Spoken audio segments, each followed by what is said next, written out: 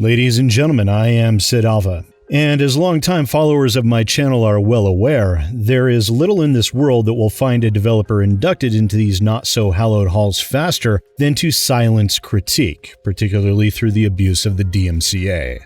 And that is what we are looking at today. But it appears that not only was the developer attempting to silence critique, but the developer may well have been doing so in order to prevent others from digging too deep into what it is exactly that he has been doing. So, as always, we'll be taking a look at the different events and dig down a bit further to see exactly what this developer has done, is doing, and will likely continue to do, as this behavior spans not only a single action, but years worth of potential lies and misrepresentation, along with false reviews, arguments surrounding the ownership of a game engine, and so much more.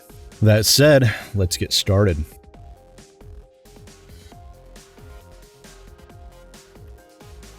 Those of you that followed the nonsense surrounding Earth 2 and its merry little band of crypto bros know of fellow YouTuber Callum Upton. For those of you not familiar, I will be linking his channel in the pinned comment down below. Callum does good work analyzing video games and game crowdfunding from the perspective of both a critic and of a developer having experience in that field himself. Recently, Callum Upton released a video titled $10,000 for a Sword? Wild Kickstarter MMO Scam? Which, despite my personal dislike for question marks in a video title, one can never underestimate their effectiveness. And within that video, he critiqued the Kickstarter page for the game Magic to Master, an as yet to be released free-to-play MMO. At the time of my recording this video, it has raised a little over $7,500 of its $26,000 goal. Within that video, Callum Upton was gracious enough to provide me with an offline copy of, and he has also since posted that video to Twitter. He pointed out numerous red flags surrounding this Kickstarter and its apparent lack of awareness when it comes to funding. The $10,000 for a sword bit comes from the Kickstarter's stretch goals, where at $25,000 the game is considered fully funded. And then at $35K, a full $10K more, the stretch goal unlocks for, quote, "We will add the AN weapon type along with new animations." Now, while I am blissfully unaware of what an AN weapon type even is, I'm quite certain the developers themselves are fully aware and have us in good hands in that regard. Callum Upton also rightfully pointed out the pie chart for the funding allocations, where the vast majority of the money goes to hosting the game and advertising, with a mere $3,195.20 going to the team for game development. Now, in the Kickstarter trailers, the developers have stated that the game is for all intents and purposes complete, and given what I now know, I completely believe that assertion, although for reasons that the developer definitely does not want you to know. And under the Meet Our Team area, it shows there are 14 staff members for the development team that goes by Laniatus. Meaning that if we were to take that $3,195.20 and divide it equally between all 14 members of the staff, they would receive $228.23, and I'm rounding up to the nearest cent here because I don't want to defame the CEO of Laniatus, Tayfun Sisek, as a cheapskate. No, far from it. I expect that all of his 13 other team members that totally and completely exist and are 100% real would shout the praises of his largesse from the mountaintops. Of course, I would ask them directly, except that by all metrics, these fellow game developers either do not exist, or they have no online or social media presence in the slightest. Which leads me to suspect that either Tayfun Sisek, or however you pronounce his name, simply made them up, or they are developers he found on Fiverr. Regardless, the Kickstarter itself throws red flags left and right that this is a project that is not to be trusted. And Callum Upton was well within his right as a critic to point these glaring issues out to people. And Tayfun Sisek decided he didn't like what Callum had to say and filed a DMCA takedown of that video. Now, to be clear, I have reviewed the video in question, and whether you fall under the jurisdiction of the United States, as I do, or under UK law, as Callum Upton does, fair use, or I should say fair dealing, still exists, even though they do with some minor differences between the two countries. And no matter which country you're in, Callum Upton's video 100% meets the criteria for both. This was a spurious DMCA strike filed purely to silence critique and to prevent that criticism from potentially impacting the crowdfunding of this game. Now, full disclosure, I did have some private discussions with Callum Upton upon seeing that DMCA strike, as I did want to obtain an offline copy of the video, which he graciously provided me with. I informed him I was doing some digging, and he wanted to make sure I saw one link in particular, which I already had, and was actually in the process of copy-pasting the link to him to make sure he saw it. And the link was to a statement made from a supposed fan of Magic to Master, which reads, "In recent days, Callum Upton, a well-known broadcaster with 79.1 thousand subscribers, made serious accusations against Laniatus LLC, an independent game development company. However, a recent announcement on YouTube revealed that the video had been removed by Laniatus LLC, bringing the truth to light. This incident showcases Callum Upton's attempt to spread falsehoods and undermine an independent game development company despite being part of the game industry. The removal of Callum Upton's video is considered a significant victory for Laniatus LLC and its supporters. The claims made against them have been proven completely baseless, and justice has been served. Laniatus LLC is taking legal action to protect its reputation and rights against Callum Upton," which I'm guessing means they're considering suing him. This situation underscores the importance of respect and honesty in the game development industry. Many independent game development companies face unjust accusations from content creators who act in their own interests and create content based solely on their subscriber count.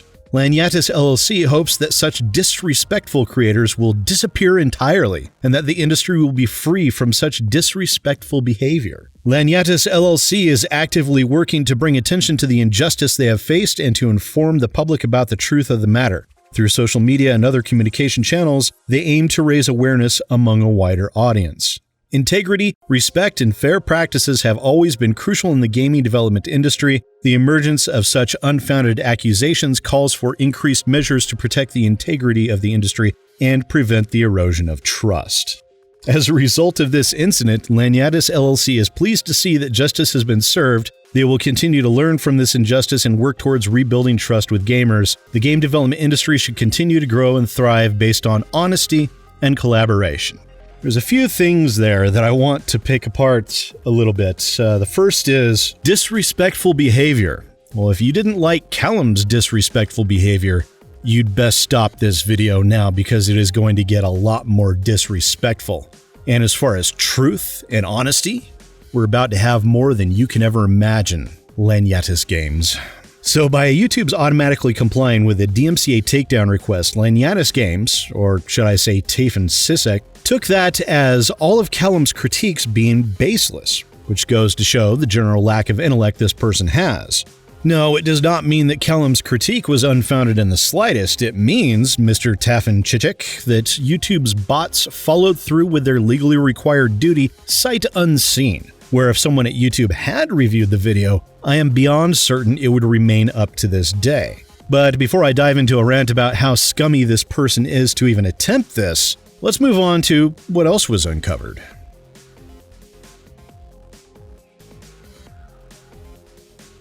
Now, on May the 30th, MassivelyOP.com was forced to report on this Kickstarter as well due to, at the time, fraudulent testimonials from numerous games industry websites. These have since been removed and no web archive exists of them, but Massively OP was kind enough to at least take some snippets of those fake testimonials, which we'll get to in a moment.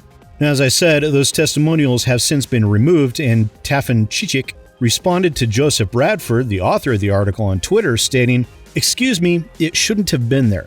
We don't have an official review yet. We sent out a review invitation for MOP in advance. This was purely for testing purposes. We forgot to remove it due to our excitement. We apologize for this misunderstanding." Purely for testing purposes, okay. Well, let's take a look at some of these testing purpose testimonials. The fake review from Massively OP, which states, "Magic to Master's character class system and battle mechanics are well designed, but what sets it apart is the innovative Battleground PvP system. The fractions," and no, that's not a misstatement on my part, I guess this game includes math or something based on this testimonial. "The fractions and clan warfare systems are also a great addition. The Battleground PvP system in Magic to Master is a game changer and sets it apart from other MMORPGs. The factions and clan warfare systems are also great features." Hey, they spelled factions correctly the second time. Good for them. Now let's take a look at them testing GameRant and also MMORPG.com. Now, GameRant. It's a classic old-school MMORPG, but it's really impressive that a small team can pull off something so big. Big game development companies have a hard time doing that. That said, it was great to get a first look at the game. It's got a lot of the usual RPG features in its own unique way. And then the test testimonial from MMORPG.com that says, Magic to Master is a top-notch MMORPG with an outstanding faction system, allowing players to choose their alliances and compete against each other. The ability to use two different skill trees at the same time adds depth to character customization. You get the idea. There were others, but I can only take so much of stuff like that before my head explodes. Now, these testing purposes didn't have placeholder text or anything like that, no. These quote-unquote testing purposes only testimonials are each unique and individually written blurbs outlining different aspects of Typhoon Chichek jerking himself off and hoping someone out there would throw money at him for it. He got found out, and then he tried to pass it off as a simple mistake. And there is still more information out there about the one remaining testimonial, which comes from Hero Engine, which states, Magic to Master is a true representation of pride. After Star Wars The Old Republic, it is one of the most successful open-world MMORPG games using the Hero Engine architecture. The Laniatus team may be small, but their work is truly amazing. Except that Typhoon Chichek claims to be one of the owners of Idea Fabric, the company who allegedly owns Hero Engine, which would make this not a testimonial, but a game developer directly lying to his customers and misrepresenting a review as coming from an external source when it does not. And the ownership of Hero Engine, while it is surprising that anyone would even wish to claim ownership of the now defunct Idea Fabric, was best summarized by Connor of MMO Fallout, where he said, Magic to Master doesn't have a brand to damage. Magic to Master is the soon-to-be failed attempt to cobble together a paltry $26,000 after a failed attempt in 2020 to do funding via Patreon following a who cares existence back in the late aughts. It assumes way too much about the game's potential success, looking like a $2,005 store Korean cash grinder built on an engine the industry didn't so much leave behind as it never bothered acknowledging. And that is 2005 Korean cash grab. You're a lot closer to the mark than you might think there, Connor. Chatter on the Discord has become a truly embarrassing mess of whining, pointing fingers, and several parties fighting out over who has actual control over the Hero Engine and who is doing an illegal and trying to profit via fraud and deception. Which seems like fighting over ownership of a toolshed filled with brined rat corpses and spare nickels, but that might just be my perspective as a lurker. This is the closest we'll get to a video game business episode of Jerry Springer. And in terms of the Hero Engine debacle, I completely agree. But being someone brought up fraud and deception, let's talk about that for a moment.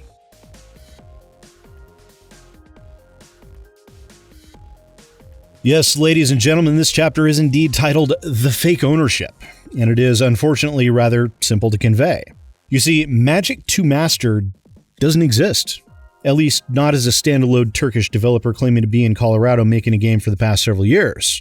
You see, it's amazing how foolish some people can be in their never-ending quest for free money. Now, around 2020, Typhoon Chichek was attempting to use LinkedIn to scare up investors for Magic to Master. As a part of the process, he ended up posting some video recordings, which included using a cell phone to record images of a computer monitor in some of them. I guess 3 years ago, OBS or NVIDIA screen capture didn't exist in Turkey on Windows 7. I don't know. Regardless, he was posting those low-effort videos attempting to find investors. And in this one, where he did use OBS screen, along with uTorrent apparently, a somewhat fitting analogy between this man and piracy right there. Regardless, I saw within it Naga Dungeon, and I went and searched for what other games out there have a Naga Dungeon within them, and I came across this Hungarian YouTube video showing gameplay of, well, a Naga Dungeon. And you will certainly see some, let's just say, similarities in the game design. Note in Typhoon Chichek's video from 2020 the title design of the floor, the pillars and archway over the door with a circular design in the middle, the symbol above the doorway. The Naga to either side with arms reaching over the door towards each other, with their other arms being used as lanterns to illuminate the room. Now, let's look at the video posted by this YouTuber, and you will notice the exact same thing. The tile of the floor, the archway design, the nagas to either side, even the decorative piece above the doorway is an exact match. Now, that YouTuber's video was titled MT2 Mester, Naga Run. So I began looking for this MT2 Mester as I'd never heard of it. Of course, accounting for Hungarian, Mester essentially means master. Now, there was a possibility that MT2 Mester was just Magic to Master going under a slightly modified name in the past, and maybe this Turkish uTorrent using pirate simply wanted to release a previously released game to a larger audience. It's possible. But I was led to mt2mester.eu, which is a Hungarian website for privately run game servers for MT2 Mester, which didn't really help me very much, so I went investigating as best as I could, as I don't speak the language and Google Translate really does not like that website. So I signed up and was accepted to their private Facebook group, where I immediately went searching through there for references to Tayfun Çocuk or Laniatus games, and I came across a single post where a person was asking, quote, "Are the Turks trying? Metin to Master?" And that post from July 2018 also linked a now private YouTube video where we may not be able to see the contents of that video, but the Facebook embedding gave us a Google Translate description. Metin to Master is a Turkish official server. All rights belong to Laniatus Productions. One person responded on the post, as seen through Google Translate, said, "But this is the server that ruined the original," meaning it ruined the original game. You see, my good ladies and gentlemen, Magic to Master was, is, and shall be a modded private server for a game not developed by Tayfun Çocuk or Laniatus Productions. It is a modded private server for the game Metin 2. Metin 2, for those of you that don't know, was a Korean MMO released in 2004 by Ymir Entertainment. It was a free-to-play and very pay-to-win game that was distributed in other countries like the UK and the US by Gameforge. So, the scummy developer who abused the DMCA to silence critique, claiming he was exercising his legal rights and Callum Upton supposedly defamed him by critiquing his Kickstarter, seems to have stolen the game in the first place and is now attempting to pass off a modded version of Metin 2 as his own original work.